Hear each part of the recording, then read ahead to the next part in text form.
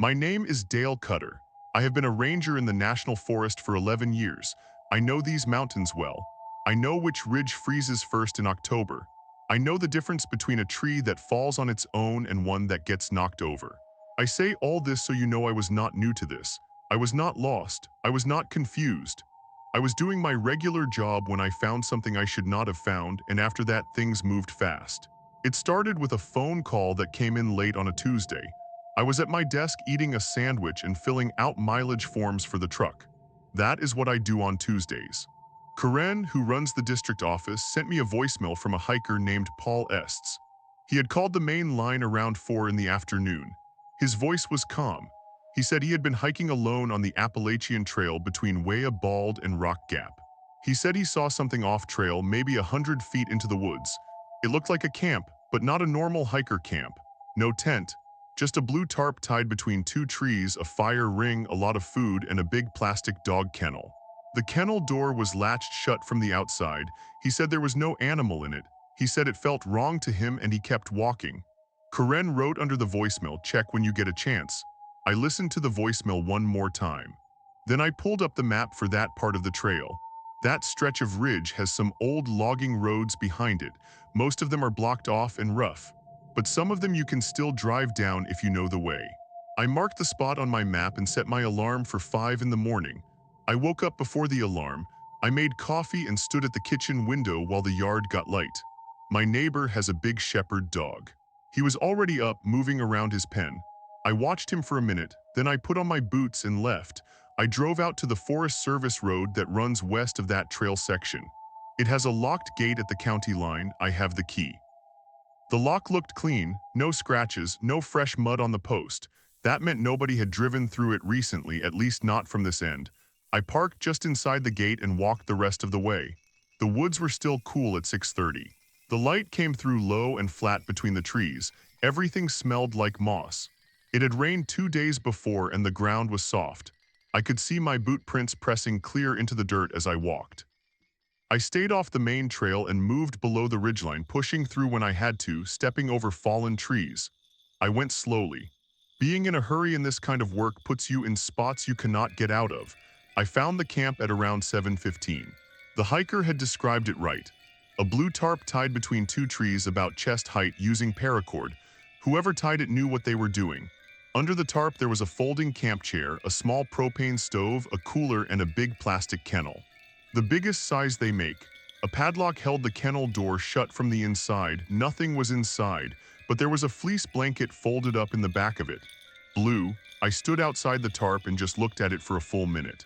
The cooler had food in it, sandwich meat, a carton of juice boxes, an apple. The fire ring had cold ash in it. Nobody had been back here in at least a day, maybe more. There was a 5-gallon water jug near the stove, almost full. A box of granola bars open, sitting next to it. I did not touch anything. I walked around the outside of the camp and looked at the ground. There were boot prints from 2 different people. One set was large, one set was small. The small prints came from a shoe with a flat, smooth sole, not a hiking boot. The steps were short and close together, the kind of steps a child makes. I stood there and let that sit in my head for a moment. Then I got on my radio and called Karen. She picked up on the second try. I told her what I was looking at. I gave her the coordinates.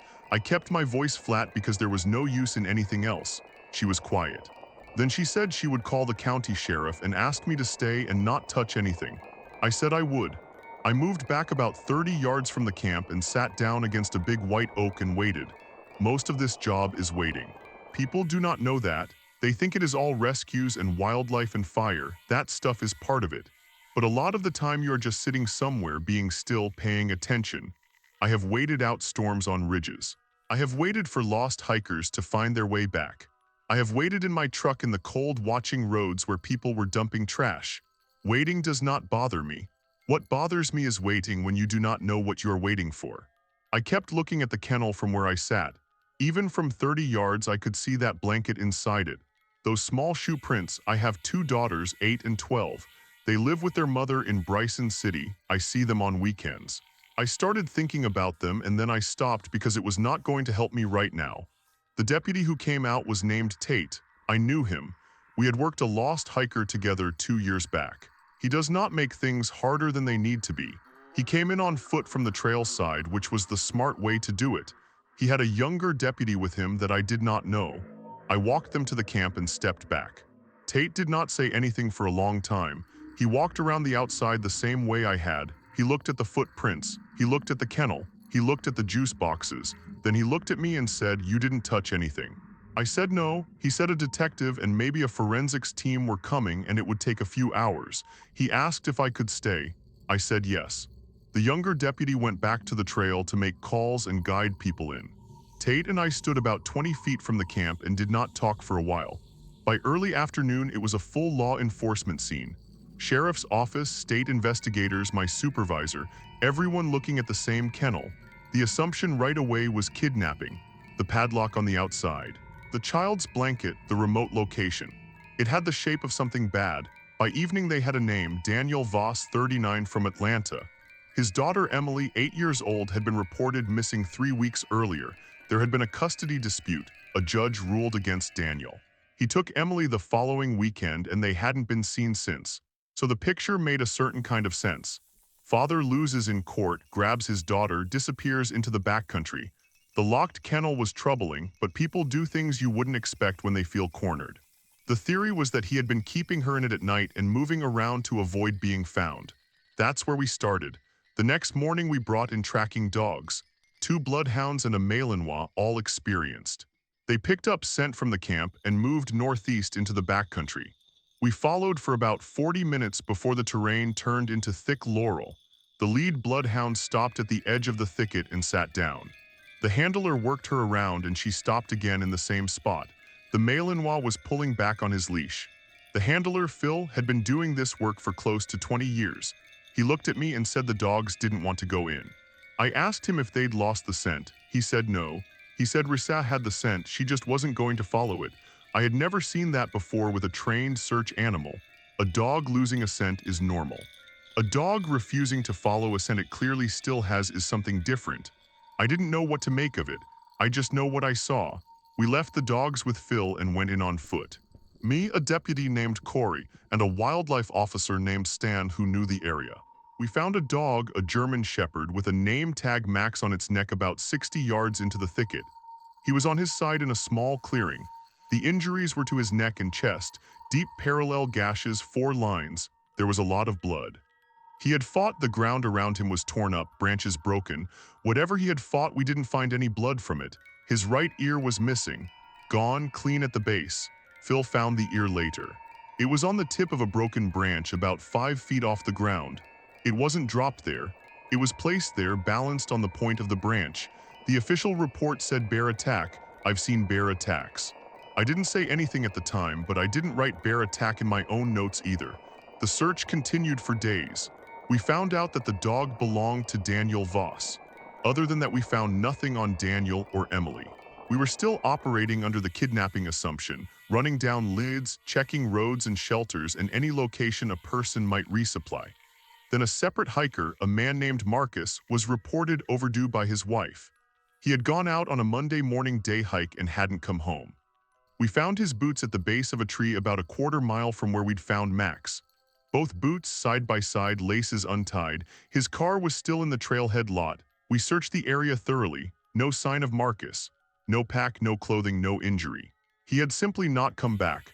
Marcus is still listed as a missing person. The boots are in evidence somewhere. Nobody connected it officially to the Voss case. I connected it on a Thursday evening.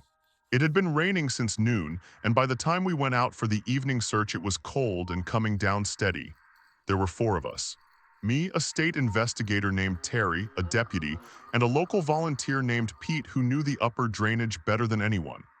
We were doing a slow grid, moving upslope from the original campsite when Pete stopped and put his light on something ahead. It was a man. I recognized him immediately. It was Daniel. He was sitting against a large tulip poplar. He was dead.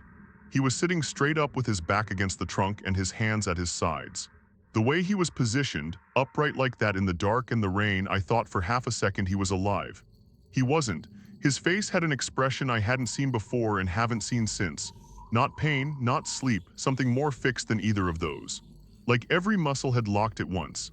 I've found bodies before and I know what the face looks like when someone's heart stops. This was different in a way I can't fully explain in writing. There were gashes on his forearms and chest, same pattern as the dog. 4 parallel lines, deep. He hadn't bled to death from them. The medical examiner ruled cardiac arrest, and I believe the cardiac arrest part. His heart stopped, I don't doubt that. What I doubt is the explanation for the gashes. Terry found a crevice, she almost walked past it. It was a crack in a granite face that jutted out of the hillside, narrow enough that you'd miss it if you weren't running your light along the rock. She stopped and angled her flashlight in and then called my name.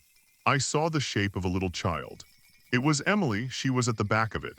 The crevice was maybe 2 feet wide at the opening and 4 feet deep, and she had pushed herself all the way to the back wall with her knees drawn up to her chest. She was holding a stuffed rabbit with both arms wrapped around it, chin down. Her eyes were open, but she wasn't looking at us when the light hit her. She was looking at something in the middle distance. She was hypothermic. Her lips had color that wasn't right, and she was shaking into something smaller and constant, the deep shaking that sets in when the body has been cold for a long time. She was alive and she was breathing, and those were the 2 things that mattered. Terry talked to her quietly while I got the emergency blanket out. We didn't rush her. We just kept talking and kept the light steady, and after a minute or so, Emily let Terry reach in and get the blanket around her shoulders. She didn't resist anything we did. She just wasn't fully present for it. She let us guide her out of the crevice, and she stood when we needed her to stand, and she walked when we started moving. We were almost ready to move out when it happened. Terry was still talking to her softly, telling her she was safe, that we were going to get her warm, that her mom was going to see her soon. Standard things you say to bring someone back to the present when they've gone somewhere else in their head. Emily turned and looked at me, not at Terry who was doing the talking, at me specifically. I don't know why, I hadn't said anything. She said, "Save my papa." Clear as anything, then she looked away and that was it. She didn't say another word the entire way out. Not in the forest, not at the trailhead, not when the ambulance came. I don't know if she said anything after that. Nobody told me if she did. Her father was 30 feet away, already gone, sitting upright against a tree in the rain with that expression on his face. I didn't tell her that. I just put my hand on her back and we started walking her out. I think about those 3 words more than anything else from that week. Not because of what they mean about Emily, but because of what they mean about what she had seen. She had been in that rock crevice in the dark, hypothermic, alone, for however many hours it had been since her father died. She hadn't called out. She hadn't tried to move. She had pushed herself to the back of a crack in a rock and held her stuffed rabbit and waited. An 8-year-old who has just been through something frightening calls for help. She cries, she screams. She moves toward people when she hears them coming. Emily did none of that until she was sure we were safe to come out for. The official closure went like this.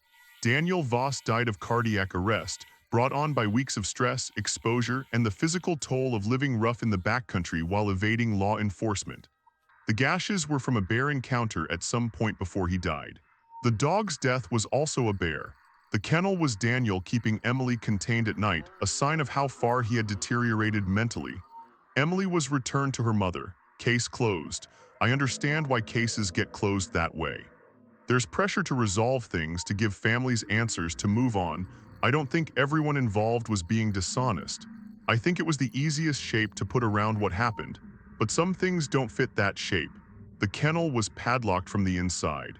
I keep coming back to that. You padlock a kennel from the inside to keep something from getting in, not out. When I think about the rest of that camp, the juice boxes, the horsebook, the blanket folded neatly, I don't see a man who had lost his mind. I see a man who was trying to keep his daughter safe from something and who put her in the strongest thing he had. That's a different story than the one in the file.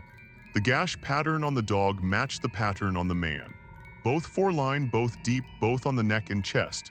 A bear makes sense for a dog in the backcountry.